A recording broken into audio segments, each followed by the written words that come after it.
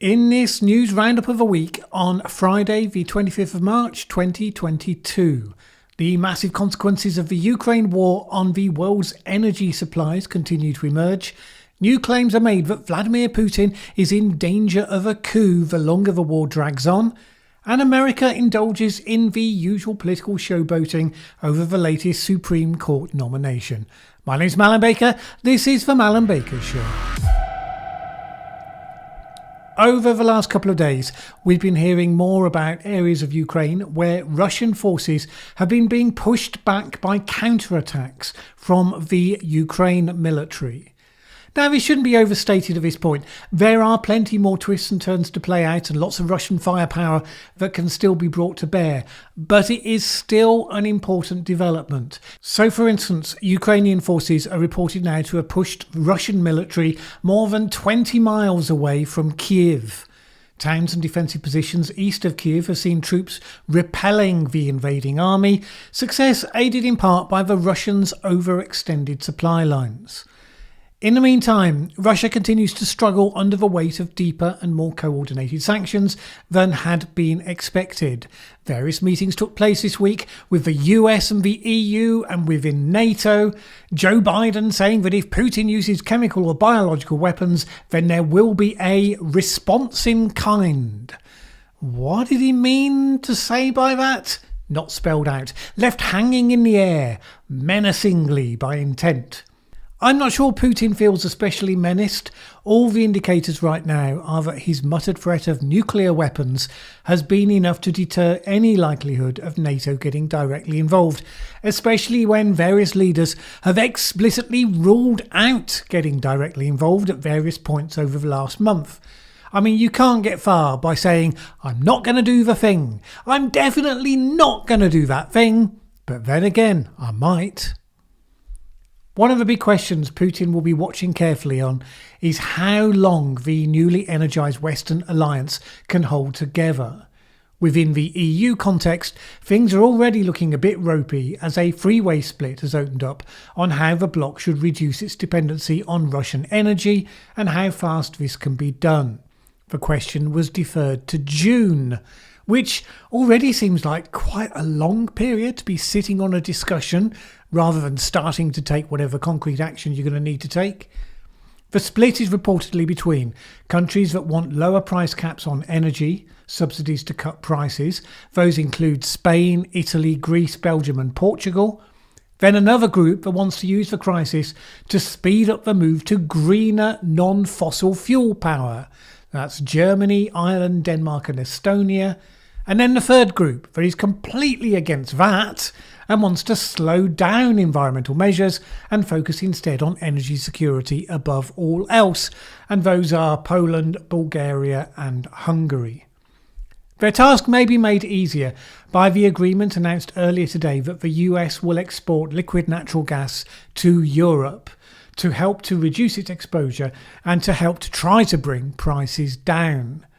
And that issue of prices may also be about to be made more possible by the actions of China, so long as you don't mind the consequences. So Citigroup has said that the current surge in China in the use of coal from the mines of Shaanxi and Inner Mongolia will displace the currently high imports of LNG for power plants, which will then free those resources up for use by the rest of the world.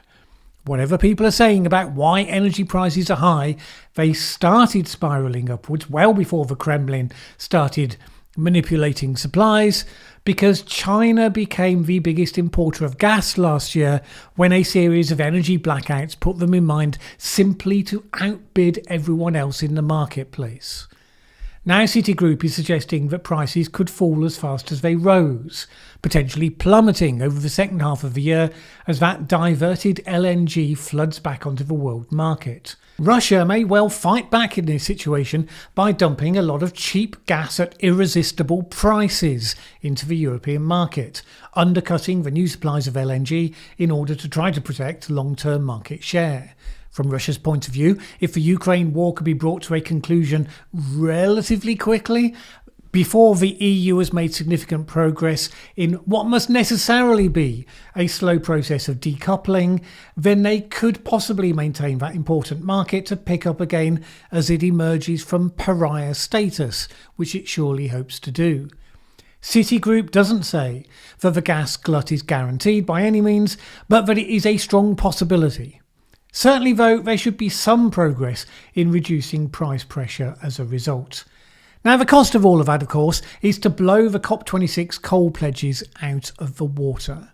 China has dismayed environmentalists and the United Nations by prioritising energy security in the short term, while still working in a measured way towards a zero-carbon energy sector over the coming decades. Xi Jinping told the People's Congress this month that energy security had to take priority over climate. We can't be detached from reality. We can't throw away what is feeding us now, while what will feed us has yet to arrive. The language now is for an orderly energy transition, which means a lot more coal right now, apparently. According to Cakesin, 2 previously closed coal power plants have been reopened. China is estimated to produce 687 million tonnes of coal in the first 2 months of the year. This comes as an IEA report has found that China was the main driving force behind a global emissions rebound past pre-pandemic levels. That said, China this week published its latest 5-year plan for the energy sector, which continues to demand a speeding up of a low-carbon transition while removing short-term targets for caps on energy production overall and, as we just said, coal use in particular. According to Carbon Brief, it has unveiled plans to build 450 gigawatts of renewable power in the Gobi Desert, doubling total solar and wind capacity by 2030.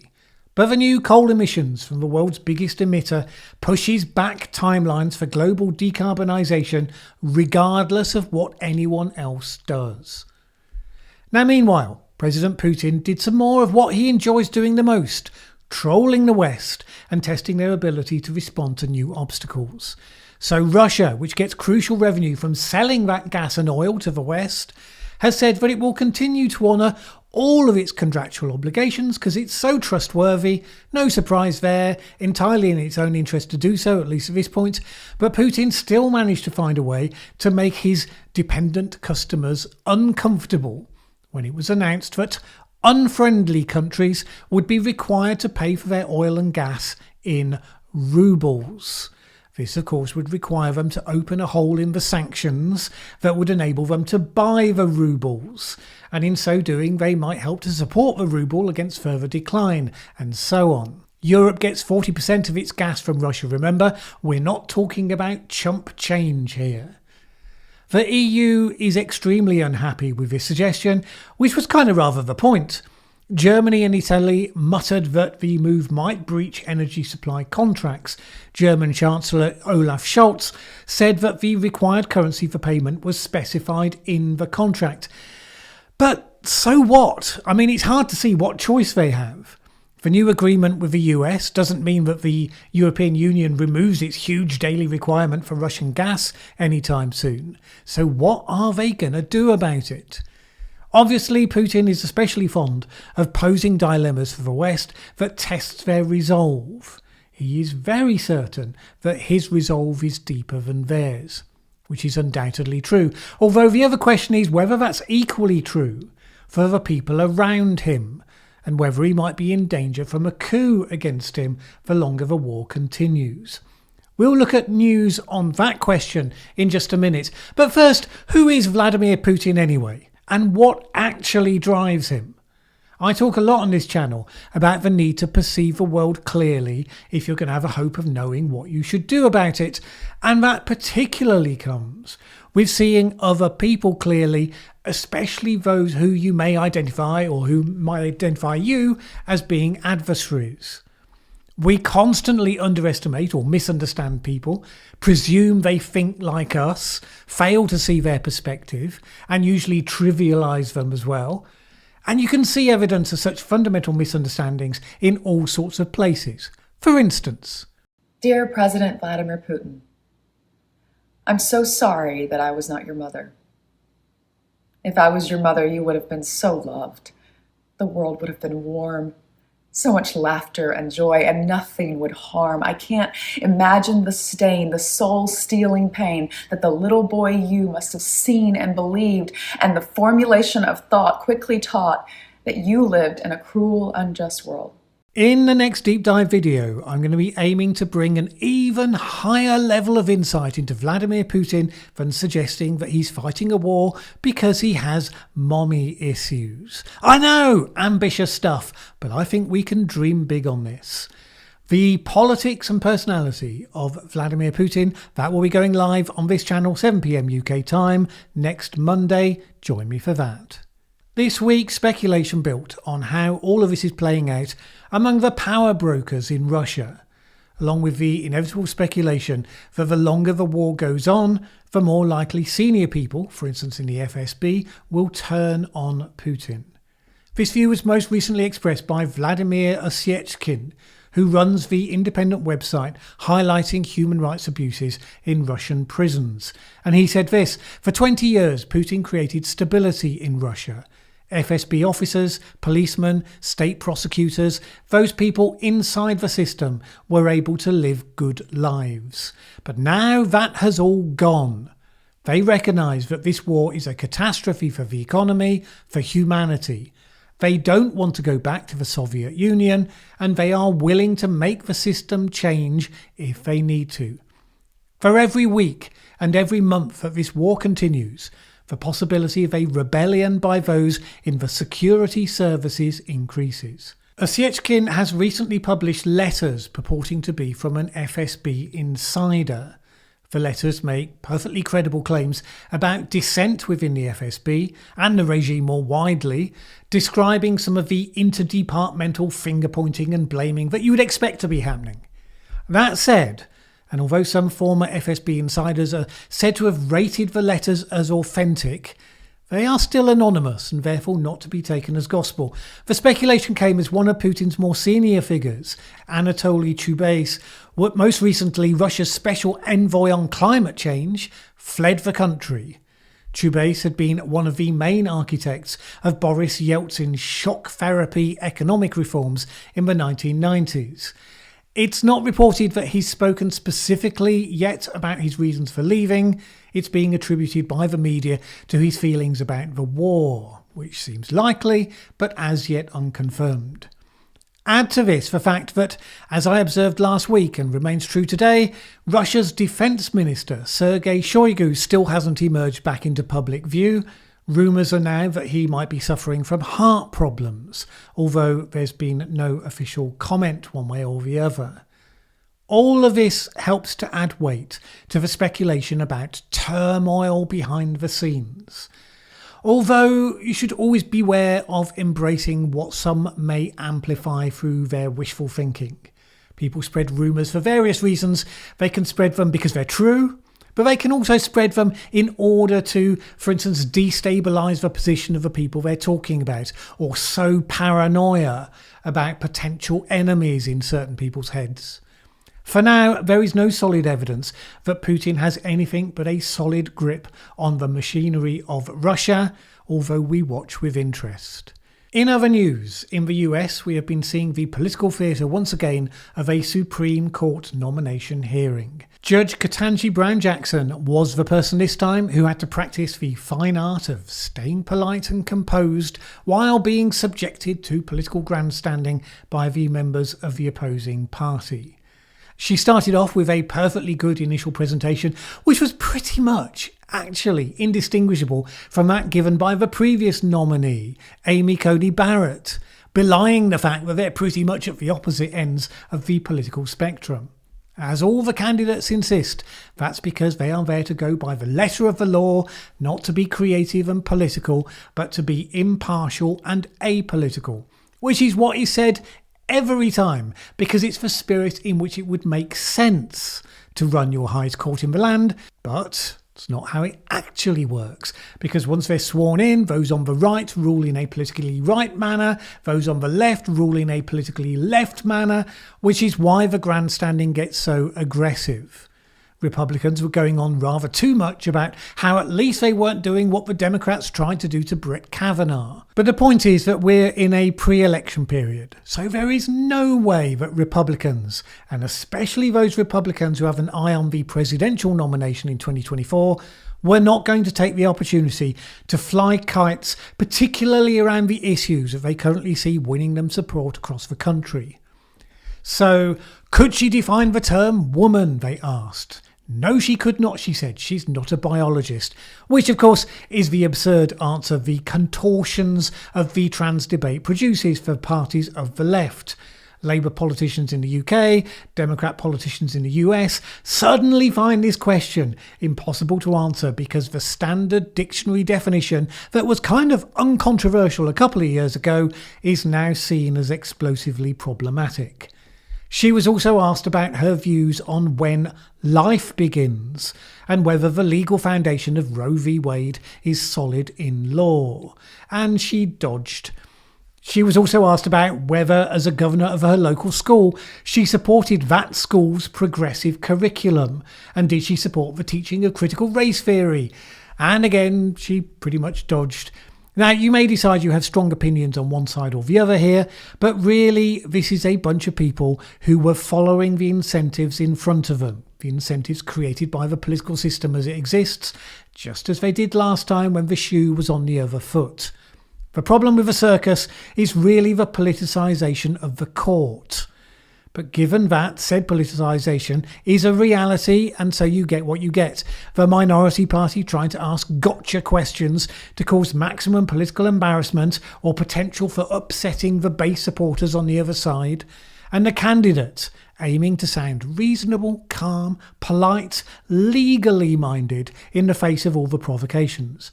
Amy Coney Barrett managed it, and Ketanji Brown Jackson largely managed it as well, permitting herself only the indulgence of a couple of deep sighs at some of Ted Cruz's proceedings. At the end of it all, she came across as moderate and reasonable. We will have to see how it plays out in actual practice. It's just a shame that, intelligent and capable as she undoubtedly seems, she was basically put forward as the second highest profile diversity hire in American history. I mean, I understand why a president might choose a different face of a Supreme Court. I do not get why he would announce to the world that the entry qualification for you to be even considered as a candidate is your skin colour and whatever it is that Judge Jackson thinks makes her a woman. How would that not make you feel like people will look at you and think that you're there purely for those reasons and not for your expertise or for your character? Now, I get that there's an argument for quotas. I don't particularly agree with it, but there are people whose intelligence and integrity I respect, who are not politically minded on the subject, who nevertheless argue the case for them. Fine. And I can understand the power of the argument increases when you're at the end of a long period of history that has demonstrably failed to discover merit in all of the places where it obviously lives. Even so, I noted with interest this week that the single higher profile diversity hire, namely Vice President Kamala Harris, whose job was also shortlisted by race and sex before she was named to it, is reported to have warned Joe Biden that she did not want to be restricted to race and women's issues. On the one hand, quite right. I can think of nothing more degrading and humiliating as being so thoroughly tokenized in that way. One might ask the question whether accepting the job specifically advertised as being for your race and your sex, doesn't that set you up to some degree to that outcome? Possibly it's hard to separate that question out at this point. Because she's rated so poorly in the job, there's a certain amount of justifying and blame casting that's going on. It should stand as a cautionary tale. If you want people to be judged by the content of their character, not by the colour of their skin, then focus on the content of their character, for goodness sake. Up until a couple of years ago, that would have been considered a statement of the bleeding obvious. But then, so would the definition of a woman, and here we are. Like I said, Judge Jackson seems highly capable. Hopefully she will get the chance to show what she's really made of from now on. Now, the final news of the week that caught my eye was this one, that a couple of parents in Wales have been charged with manslaughter for allowing their daughter to become morbidly obese. It's the first case of its kind. They were accused of gross negligence manslaughter. The 16-year-old girl died at her home in October 2020, and the charge is that they failed to ensure that their disabled daughter's dietary needs were met, that they failed to ensure she got exercise, was in a hygienic condition, and so on. Now, obviously, this is a highly sensitive issue. On the one hand, you might take responsibility for your own weight and fitness. Nevertheless, parents are responsible for their children. So if they grievously fail in their duty, they can leave those children at serious risk, and they shouldn't be free necessarily to do that. On the other hand, if a government's going to start enforcing what it believes to be responsible parenting, it's a pretty slippery slope right there, and there would be quite a fierce fight back. Interesting to know your thoughts on this one. We mostly agree that the state should protect children from abusive parents. So where do you draw the line for what constitutes abuse versus the state being overly intrusive in pushing its view on what constitutes acceptable parenting? Let me know what you think in the comments below. The enemy of my enemy is my friend. It's a well-established principle in times of war and, to a large degree, in the realpolitik of the diplomatic world generally. It's a philosophy that should be born of necessity only, you would think, because it basically encourages you to lower your standards to focus on just one variable. Now, I was thinking about this today when I heard that Vladimir Putin, yes, him again, made a speech where he referenced J.K. Rowling being cancelled in the West. Some people were rather astonished that he did this. I can only suggest they've not been paying attention. The voices in the West, particularly in the United States, but not exclusively, who have been generally trending pro-Putin, at least up until the latest event, although for some, even still, those were attracted particularly to his anti-woke positions, standing against the madness of the West. Putin is fully aware of this. Indeed, Russian state TV was instructed at one point to show as much Tucker Carlson as they possibly could. So much onside on that theme was he considered. So it's not unusual or surprising that Putin should use a speech to see how much he can still play on those common sentiments to maximise whatever support might still be surviving out there. And that's what he was doing. It's perfectly congruent for him to talk to his own audience about the West's gender madness or whatever he wants to pitch it as, but mentioning J.K. Rowling specifically, that's designed to trigger loyalty buttons in a foreign audience. It's naturally enough to think that if you're anti-woke madness, then you can find common cause with all of the people in all of the other countries who are also anti-woke madness. But only if you abandon your standards. Those of us who have been critical of woke nonsense have often in recent years been speaking up in defence of free speech, because it's one of the things that feels as though it's under threat. Not everyone agrees with that. That's a whole other discussion. But what isn't much under dispute is that some of the anti-woke strongman leaders that have been found attractive in that anti-woke credentials are not even remotely tolerant of free speech in their own countries. And this seems to be a principal difference in extremely polarised times. The disagreement with the other side becomes enough to forge a common identity around. Well, no. You should really aim to be clear what is at the core of your values, your identity. Shape your friendships and alliances accordingly. Define yourself by the thing you are, or the thing you aspire to be at least, not just by the things you're against. Especially in polarised times, being clear about your own base helps keep you anchored in a place of strength. All right, thanks to those who have given positive encouragement after the trigonometry interview I did, which went live on Sunday this week, and welcome to the 1,000+ new subscribers. Delighted that you liked that discussion enough to find your way here. And this is the point where I thank the good people who support this channel on Patreon. without whose support I could not spend the time making these videos, nor would I be able to cover the issues that are most interesting and important to cover, regardless of what YouTube and YouTube advertisers might think of them. If you would like to join that group to add your support to the independent, fact-focused and non-ideological content that I aim to produce here, please head on over to patreon.com/Mallen Baker. It is always appreciated. Either way, have a great week. My name's Mallen Baker. This is the Mallen Baker Show. Thanks for watching this video. If you liked it, please share with anyone else you think would also enjoy it. Word of mouth is really important to us. And if you've not subscribed yet, what are you waiting for? As the saying goes, that subscribe button won't smash itself.